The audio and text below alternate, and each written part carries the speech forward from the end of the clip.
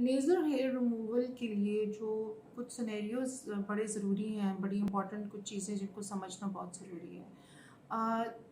Number 1 बात ये है कि जब आप किसी क्लिनिक में जाते हैं फॉर लेज़र हेयर रिमूवल, तो आपका जो मेन कंसर्न है वो ये होना नहीं चाहिए कि आपके जो बाल हैं वो कितने सेशंस में चले जाएँगे। आपका कंसर्न नंबर 1 ये होना चाहिए कि आपकी स्किन बर्न तो नहीं हो जाएगी, आपका जो टेक्नीशियन है वो इज़ ही और she is a qualified person. और नंबर 2, आपको ये भी समझना है कि अ, आपकी अपनी बॉडी के अंदर कोई ऐसी हार्मोनल चेंजेस तो नहीं हैं जो आपके बालों को बहुत मोटा और थिक कर रही हैं और आपके बाल जो हैं वो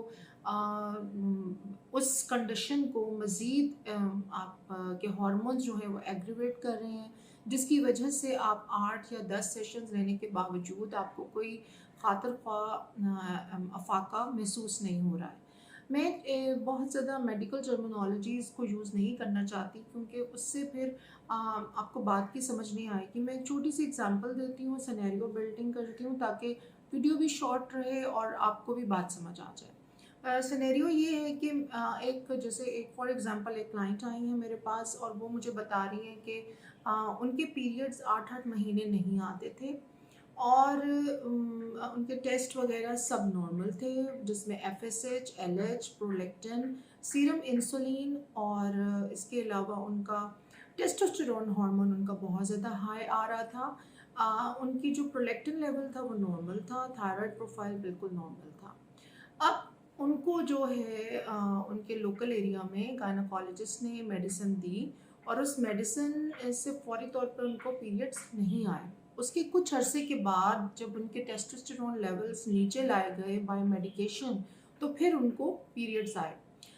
अच्छा, अब जब उनको पीरियड्स आना शुरू हो गए और साथ उनका जो पॉलिसिस्टिक ओवेरियन सिंड्रोम का इलाज हो रहा था, उस दौरान उनके पीरियड्स भी नॉर्मल हो गए। उनकी बॉडी पे भी जो मोटे बाल आ रहे थे, उनकी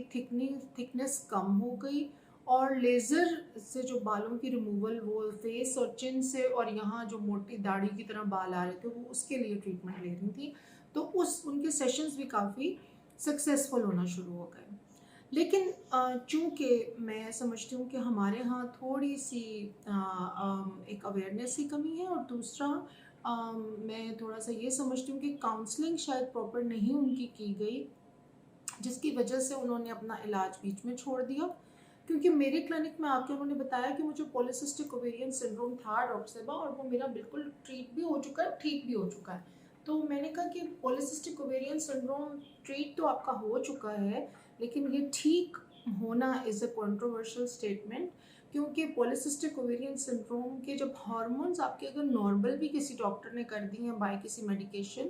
तो आपको ये पता होना चाहिए कि ये बीमारी एक मेटाबॉलिक सिंड्रोम है। ये शुगर और ब्लड प्रेशर की तरह सारी ज़िंदगी आपके साथ रहती है और आपको इसका ट्रीटमेंट सारी ज़िंदगी continue under the follow up रहना होता है। इसको आप ऐसे हवा में नहीं छोड़ सकते। तो चूँकि उन्होंने ट्रीटमेंट लेना बंद कर दिया तो 5-6 महीने के बाद उनके पीरियड आना भी बंद हो गए और अब वो खुद ये सोच रही हैं कि द होल रीज़न कि उनके बाल जो हैं वो 12 सेशंस के बाद भी प्रॉपर्ली ख़त्म नहीं हुए, अभी भी 3 हफ्ते के बाद थोड़े बहुत बाल उनके मोटे-मोटे आ रहे हैं। तो ये या तो उनके सेंटर की लेज़र मशीन ठीक नहीं है, जो उन्होंने मुझे बताया कि वहाँ जो जब मुझसे करवाई तो उन्होंने कहा कि ये शायद लेटेस्ट मशीन है, इसमें मुझे उतना बिल्कुल भी पेन फ़ील नहीं हुआ, लेकिन वहाँ तो मैं मतलब जो जिस सेटअप पे मैं करवा रही थी, वहाँ मैं रोना शुरू कर देती थी और मुझे शदीद बर्न्स और बाद में जलन और उस टाइम बहुत तकलीफ़ होती थी। ये उन्होंने एक मुझे फ़ीडबैक दिया। लेकिन ओरिजिनली जो मसला है वो उन्हें कोई समझा नहीं रहा है, ना उन्हें बता रहा है। मैंने उनके साथ 20 मिनट फिर बात की। उनको मैंने गायनी की पूरी एक प्रिस्क्रिप्शन बना के दी क्योंकि जब तक उनका जो अंदर का सिस्टम है, जो पॉलिसिस्टिक ओवेरियन सिंड्रोम के साथ जुड़ी हुई चीज़ें हैं, अगर उनके हार्मोन नॉर्मल भी आ गए हैं, तो क्लिनिकली उनके सिम्पटम्स जो हैं वो चीख-चीख के बता रहे हैं कि वो पॉलिसिस्टिक ओवेरियन सिंड्रोम से स्टिल सफ़र कर रही हैं, जो हमें ऑलरेडी डॉक्टर्स को पता है कि ये सिंड्रोम जान नहीं छोड़ता, ये सारी ज़िंदगी आपके साथ चलता है और इसका ट्रीटमेंट आप ऑलमोस्ट सारी ज़िंदगी ले रहे होते हैं। तो मेरी गुजारिश है सब ख़वातीन से, मर्दों से भी, कि जो अपनी वाइफ्स को डिफरेंट जगहों पे, अपनी बहनों को लेके जा रहे हैं लेज़र के लिए, और कॉन्स्टेंटली ये कंप्लेन आ रही है कि जी मशीन्स ठीक नहीं हैं, टेक्नीशियन ठीक नहीं हैं। मैं आपकी किसी भी कंप्लेन को मैं समझती हूँ कि क्लाइंट का फीडबैक सबसे इम्पोर्टेंट होता है। और अगर आपको मार्केट में ये कंप्लेन मिल रही है और उसके साथ जुड़ी हुई जो बात है वो ये है कि हमने बहुत सारे सेशंस ले लिए हैं, लेकिन हमारी जो है ना बालों की ग्रोथ ख़त्म नहीं होती। तो ग्रोथ जो है वो आपकी बालों की, उसका ताल्लुक हार्मोन्स के साथ है। और मेरी प्यारी बहनें जो बाहर इस टाइम कोई भी जो मेरी वीडियो देख रही हैं, मेरी उनसे गुजारिश है कि अगर आपके हार्मोन्स नॉर्मल भी आ जाते हैं, फॉर एग्जांपल आपके सारे हार्मोन्स 100% ठीक आ गए, अब उसमें कौन से हार्मोन्स शामिल हैं? उसमें आपका एफएसएच, एलएच, प्रोलैक्टिन, थायराइड, आपकी इवन अगर आपका एंटी मलेरियन हार्मोन, आपका सीरम इंसुलिन, आपके जो मेल पैटर्न हार्मोन्स हैं, अगर वो भी नॉर्मल आ गए, अगर वो सब भी बिल्कुल नॉर्मल आ गए हैं और आपको एक्ने है, आपके पीरियड्स इरेगुलर है, आपको जिस्म पे मोटे बाल आ रहे हैं, अगर आपकी बहन जो है या कोई और आपकी फैमिली में आपका भाई 5 kg वेट लूज़ करता है आपके साथ, और आपको उस ही वेट को लूज़ करने के लिए अपने भाई या बहन से 10 गुना ज़्यादा एफर्ट करनी पड़ती है, यानी वो 10 kg लूज़ कर लेते हैं और आपका 2 kg लूज़ होता है, यानी इसको हमारी टर्मिनोलॉजी में रेजिस्टेंट वेट लॉस कहते हैं। पॉलीसिस्टिक ओवेरियन सिंड्रोम का ये हॉलमार्क है कि ये एक, इसका जो डायग्नोसिस है वो हम अल्ट्रासाउंड, हार्मोन्स और क्लिनिकल बेसिस के ऊपर बनाते हैं, क्लिनिकल सिम्टम्स यानी जो हमें बॉडी में नज़र आ रहे हैं। मूड स्विंग्स बहुत बढ़ जाते हैं ख़वातीन में, लड़ाई झगड़ा, टेंशन, इरिटेबिलिटी, छोटी बात पे ज़्यादा रिएक्शन शो करना, और ये सब चीज़ें चल रही होती हैं। तो अगर आपके हार्मोन्स नॉर्मल हैं, आपको किसी डॉक्टर ने कह दिया है कि जी आपके पॉलीसिस्टिक का बिल्कुल ठीक है, आपके हार्मोन्स बिल्कुल सही हैं, और आपके क्लिनिकली पीरियड्स इरेगुलर हैं, या साइकिल आपका पहले 28 दिन का था, अब वो खिसकते खिसकते 35 का हुआ, 30 का हुआ, अब वो 40 डेज फिर 45 डेज पे जा रहा है, यानी साइकिल एक तरह से इरेगुलर ही हो गया ना, यानी उसमें एक चेंजेस आ रही हैं। अगर आपका फ्लो पहले पीरियड्स का 5 दिन था और अब कम हो रहा है, 5 दिन से 3 दिन पे, 2 दिन पे आ रहा है, पैड्स कम सोक हो रहे हैं, तो आपको ये सारी बातें देखनी है कि मैं क्लिनिकली क्या कर रही हूँ। अगर आपकी जिस्म पे मोटे बाल हैं जिनकी रूट बहुत मोटी है, अगर आपका फैट डेपोजिशन का पैटर्न जो है वो मेल पैटर्न से बहुत रिजेंबल करता है, तो, और एक्ने है या कोई भी इन सब सिम्टम्स में से जो सिम्टम्स मैंने गिनवाए हैं, तो आप फिर सब क्लिनिकल पॉलीसिस्टिक ओवेरियन सिंड्रोम की ब्रैकेट में आती हैं। सब क्लिनिकल पॉलीसिस्टिक ओवेरियन सिंड्रोम की जो ब्रैकेट या फ्रीक्वेंसी या ब्रांड विड्थ है, ये बिल्कुल वैसे ही है जैसे हम कहते हैं कि प्री डायबिटिक पेशेंट्स की एक ब्रांड विड्थ है या एक वेवलेंथ है, जो कि डायबिटीज़ के बिल्कुल नीचे फॉल करती है। डायबिटीज़ के नीचे फॉल करने का मतलब है कि उनको अभी डायबिटीज़ हुई नहीं है, उनके टेस्ट नॉर्मल आते हैं, उनकी ग्लाइकोसाइलेटेड एचपी, उनके जो बाकी चीज़ें होती हैं वो बिल्कुल नॉर्मल होती हैं। लेकिन हमें ये पता होता है कि ये अभी इस ब्रैकेट में हैं कि इनका जेनेटिक मटेरियल, अगर इन्होंने वॉक कंटिन्यू ना की, या शुगर्स बहुत ज़्यादा ली, या इनका बीएमआई, अपना वेट इनका इंडेक्स से निकल गया,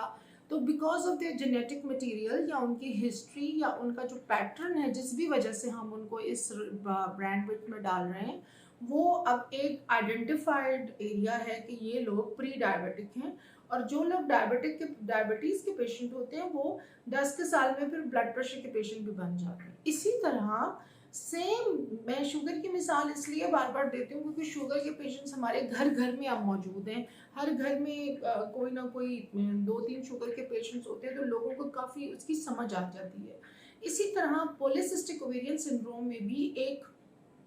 प्री पॉलीसिस्टिक डोमेन है, यानी वो मेडिकली अभी डायग्नोज नहीं है, उनको हमने पेपर पे लिख के नहीं दिया, लेकिन वो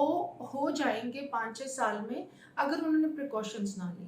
तो ये जो क्लाइंट्स होते हैं इनका पेपर के ऊपर या अल्ट्रासाउंड के ऊपर या हार्मोन्स के ऊपर इतना ज़्यादा हमें नज़र नहीं आ रहा होता, वो परफेक्ट होते हैं, लेकिन उनके क्लिनिकल सिम्टम्स जो होते हैं they are speaking of it, shouting of it कि दे आर पॉलिसिस्टिक, और उनके बालों की थिकनेस बहुत ज़्यादा होती है फेस के ऊपर, बॉडी के ऊपर। और ऑब्वियसली अगर एक नॉर्मल थिकनेस का बाल है और उसको 12 से 10 या 13 सेशंस चाहिए, तो ऐसे क्लाइंट्स को फिर ऑब्वियसली ज़्यादा सेशंस चाहिए। और ऐसे क्लाइंट्स को बुनियादी तौर पे इस काउंसलिंग की ज़रूरत है कि उनको अंडरलाइंग हार्मोनल फ्लक्चुएशन की रीजंस पता होनी चाहिए। अब हार्मोनल फ्लक्चुएशंस की और क्या रीजंस हैं, उनमें आपकी प्रेगनेंसी, आपका मेनोपॉज, आपका पेरीमेनोपॉजल फेज। पेरीमेनोपॉजल फेज वो है जब आपका मेनोपॉज जो है वो होने वाला है लेकिन अभी हुआ नहीं है, पीरियड्स के अंदर गैप आ रहा है। प्रेगनेंसी में हार्मोन्स की बहुत ज़्यादा फ्लक्चुएशन होती है। अगर आपके पीरियड्स 8-8 6-6 महीने 1-1 साल नहीं आ रहे, तो उसमें बहुत ज़्यादा हार्मोन्स की फ्लक्चुएशन होती है। अक्सर केसेस में जब पीरियड्स 5-5 6-6 महीने आप नोट करें नहीं आ रहे होते, तो ख़वातीन का वेट बहुत ज़्यादा बढ़ा हुआ होता है। जैसे ही हम उनका 7 से 8 केजी 10 केजी वेट कम करते हैं, उनके पीरियड्स नॉर्मल हो जाते हैं। तो ये सब चीज़ें आपस में एक दूसरे के साथ इंटरलिंक्ड हैं। अगर मेरी कोई भी बहन ये वीडियो देख रही हैं या कोई भाई वीडियो देख रहे हैं, तो काइंडली इन बातों को आप बहुत तवज्जो से सुने। कमेंट सेक्शन में अपनी कोई सिनेरियो है, कोई प्रॉब्लम है, तो आप ज़रूर बताएं ताकि हम नेक्स्ट आपको मज़ीद एक्सप्लेन करने की कोशिश करें। मैं कोशिश करती हूँ कि वीडियो छोटी हो ताकि आप लोग सुन सकें और आपको समझ भी आ सके। तो जो भी ख़वातीन सुन रही हैं वो काइंडली ज़रूर अपन कमेंट सेक्शन में या हमें इनबॉक्स करके बताएं कि इस बात में से आपको क्या बात समझ नहीं आई, ताकि मैं उसको फिर से एक्सप्लेन कर दूँ।